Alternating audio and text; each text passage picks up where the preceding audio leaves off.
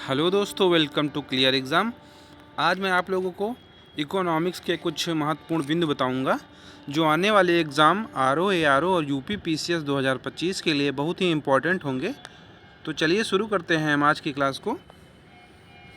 पहला है जिसमें केंद्रीय सांख्यिकी संगठन, जिसे हम CSO कहते हैं, इंग्लिश में सेंट्रल स्टैटिस्टिकल ऑर्गेनाइजेशन बोलते हैं इसको। इसकी स्थापना हुई थी 1951 में हुई थी, जिसका मुख्यालय नई दिल्ली में है। किसका मुख्यालय? केंद्रीय सांख्यिकी संगठन का, CSO का मुख्यालय नई दिल्ली में। इसकी स्थापना 1951 में हुई थी। इसकी एक और औद्योगिकी शाला है जिसका मुख्यालय कोलकाता में स्थित है। कहाँ पे स्थित है? कोलकाता में स्थित है। तो उसके बाद है भारतीय कर व्यवस्था। भारतीय कर व्यवस्था में दो प्रकार के कर आते हैं। कितने कर आते हैं? दो प्रकार का, जिसे हम कहते हैं एक डायरेक्ट कर टैक्स और दूसरा है इनडायरेक्ट टैक्स। इसको हम प्रत्यक्ष कर और अप्रत्यक्ष कर के रूप में जानते हैं। तो इसकी प्रत्यक्ष कर की परिभाषा है व्यक्ति या कंपनियों पर लगाए जाने वाला कर जो उसकी आय या संपत्ति पर लगाया जाता है, उसे हम प्रत्यक्ष कर कहते हैं। क्या कहते हैं? उसे हम प्रत्यक्ष कर कहते हैं। मतलब कि व्यक्तियों और कंपनियों पर जो टैक्स लगाया जाता है, उसे व्यक्ति और कंपनियों की जो आय होती है उस पर जो टैक्स लगाया जाता है उसे हम प्रत्यक्ष कर या डायरेक्ट टैक्स कहते हैं। इसमें केंद्र सरकार के द्वारा जो प्रत्यक्ष कर होते हैं उसमें ये निम्नवत हैं। पहला है आयकर टैक्स। ये आता है प्रत्यक्ष कर में आता है, जो कि केंद्र सरकार द्वारा लगाया जाता है। किसके द्वारा लगाया जाता है? केंद्र सरकार के द्वारा लगाया जाता है। उसके बाद दूसरा है निगम कर। ये भी प्रत्यक्ष कर है और केंद्र सरकार के प्रत्यक्ष कर में आता है। उसके बाद है उपहार कर और चौथा है संपत्ति कर, ब्याज कर, पूंजी कर, लाभांश कर, संपदा शुल्क कर, प्रतिभूति व्यापार कर।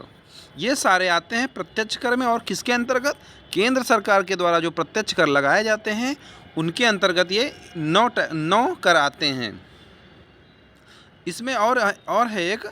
उसके बाद है राज्य सरकार के प्रत्यक्ष कर। मतलब जो अभी तक आपने देखा कि केंद्र सरकार के द्वारा जितने टैक्स लगाए जाते हैं प्रत्यक्ष कर के रूप में, वो इस प्रकार थे। अब उसमें राज्य सरकार के द्वारा जो प्रत्यक्ष कर लगाए जाते हैं वो ये हैं। इसमें पहला है कृषि आय दर कर। कौन सा है? कृषि आय दर कर। दूसरा है भू राजस्व कर। कौन सा है? भू राजस्व कर है। तीसरा है व्यवसाय कर। कौन सा कर है? व्यवसाय कर। चौथा है पथ कर। कौन सा कर है? पथ कर है। पांचवा है गैर सरकारी शहरी और संपत्तियों पर कर। कौन है? गैर शहरी अथवा संपत्तियों पर कर। चौथा है रोजगारों पर कर। ये हुए राज्य सरकार के प्रत्यक्ष कर। जो राज्य सरकार अपने तहत लगाती है प्रत्यक्ष कर के रूप में, वो इस प्रकार हैं। कृषि आय पर कर, भू राजस्व कर, व्यवसाय कर, पथ कर, गैर शहरी अथवा संपत्तियों पर कर और रोजगारों पर कर। ये हुए अप्रत्यक्ष कर के कुछ उदाहरण। प्रत्यक्ष कर के कुछ उदाहरण। अब है प्रत्यक्ष कर। इसके अंतर्गत देखिए कौन कौन से टैक्स आते हैं। अब इसकी परिभाषा देख लीजिए। वह कर जिसमें करापात एवं कराधान अलग अलग व्यक्तियों या संस्थानों पर पड़ता है। अब इसमें अप्रत्यक्ष कर जो केंद्र सरकार द्वारा लगाए जाते हैं वो है नंबर 1 सीमा शुल्क। ये केंद्र सरकार द्वारा लगाया गया अप्रत्यक्ष कर है। कौन सा कर है? अप्रत्यक्ष कर है। दूसरा है GST कर। कौन सा है? GST कर। उसके बाद CGST कर। ये केंद्र सरकार द्वारा अप्रत्यक्ष कर लगाया जाता है, जो वो हैं। उसके बाद IGST। कौन सा है? IGST। पांचवा है केंद्रीय उत्पाद शुल्क। ये हुए केंद्र सरकार द्वारा लगाए गए अप्रत्यक्ष कर। अब आते हैं राज्य सरकार के द्वारा जो अप्रत्यक्ष कर लगाए जाते हैं वो। अब है राज्य सरकार के अप्रत्यक्ष कर, जिसमें पहला आता है राज्य उत्पाद शुल्क। कौन सा आता है? राज्य उत्पाद शुल्क। दूसरा SGST आता है। कौन सा आता है? SGST। और तीसरा आता है UGST। कौन सा आता है? UGST। ये राज्य सरकार द्वारा लगाए गए अप्रत्यक्ष कर हैं, जो ये 3 हैं। कौन से हैं? राज्य उत्पाद शुल्क, SGST और UGST। ये राज्य सरकार द्वारा लगाए गए अप्रत्यक्ष कर हैं। अब आगे चलते हैं। भारत में ये एक इम्पॉर्टेंट पॉइंट है, इसे आप लोग नोट करते चलिएगा, ये बहुत इम्पॉर्टेंट रहेगा। भारत में रुपए का अवमूल्यन मतलब अवमूल्यन मतलब जानते हैं आप लोग क्या होता है? अवमूल्यन मतलब होता है रुपए में कम, रुपए के जो रैंकिंग होती है, रुपए का जो मान होता है वो कम होता है। जैसे डॉलर की अपेक्षा हमारा रुपया गिरता रहता है, उसे अवमूल्यन कहा जाता है। मुद्रा का अवमूल्यन कितनी बार हुआ है? 3 बार हुआ है। कितनी बार? 3 बार। 1949 में, 1966 में और 1991 में हुआ है। ये मुद्रा का अवमूल्यन अभी तक 3 बार हुआ है। कितने बार हुआ है? 3 बार। 1949, 1966 और 1991 में हुआ है। आगे चलते हैं। अब एक ये बहुत इम्पॉर्टेंट फैक्ट है जिसमें अभी तक आने वाले एग्ज़ाम में बहुत इम्पॉर्टेंट रहेगा और ये बहुत बार पूछा भी जा चुका है ये क्वेश्चन। बास्केट ऑफ करेंसी, कुछ ऐसी करेंसियां हैं हम विश्व लेवल की जिसे हम बास्केट ऑफ करेंसी के रूप में जानते हैं, जो इस प्रकार हैं, जिसमें पहला है यूएसए का डॉलर।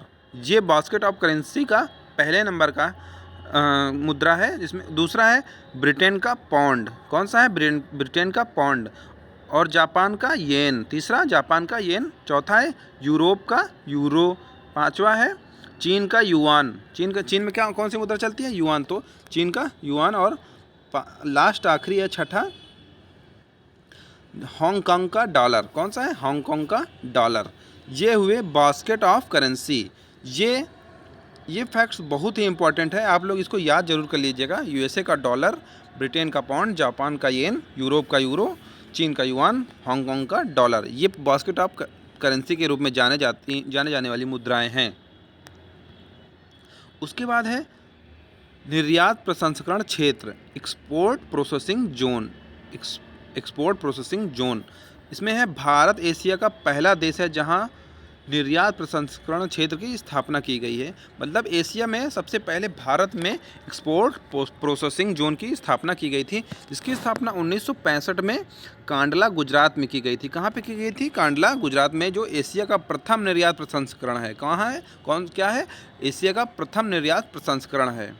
उसके बाद है भारत में अभी तक मतलब जब इसकी स्थापना हुई थी तब तो ये पहला ही यहीं खोला गया था, गुजरात में, कांडला में, 1965 में। उसके बाद और भी 8 अब हो चुके हैं। कितने हो चुके हैं? 8 एक्सपोर्ट प्रोसेसिंग जोन, जिसमें से 7 हैं जो सार्वजनिक क्षेत्र के एक्सपोर्ट प्रोसेसिंग जोन है, और 1 है निजी क्षेत्र का प्रोसेसिंग जोन। इसमें से 7 जो है सार्वजनिक क्षेत्र वाले, वो हैं कांडला, पहला जो सबसे पहले स्थापित हुआ था, कांडला गुजरात 1965 वाला ये। उसके बाद है सांता क्रूज मुंबई। तीसरा है फाल्टा पश्चिम बंगाल में जो स्थित है। नोएडा उत्तर प्रदेश में स्थित है। और कोच्चि एक्सपोर्ट प्रोसेसिंग जोन, ये केरल में स्थित है। उसके बाद चेन्नई तमिलनाडु में स्थित है एक्सपोर्ट प्रोसेसिंग जोन ये। और आखिरी है Visakhapatnam Andhra Pradesh export processing zone, जो ये हुए सार्वजनिक क्षेत्र के एक्सपोर्ट प्रोसेसिंग सिस्टम। और आखिरी जो है, जो निजी क्षेत्र वाला है, वो है सूरत गुजरात का। ये है निजी क्षेत्र का एक्सपोर्ट प्रोसेसिंग जोन। तो ये था हमारा आखिरी क्वेश्चन। और वीडियो यूज़फुल लगा हो तो लाइक एंड सब्सक्राइब करिएगा हमारे चैनल को। धन्यवाद।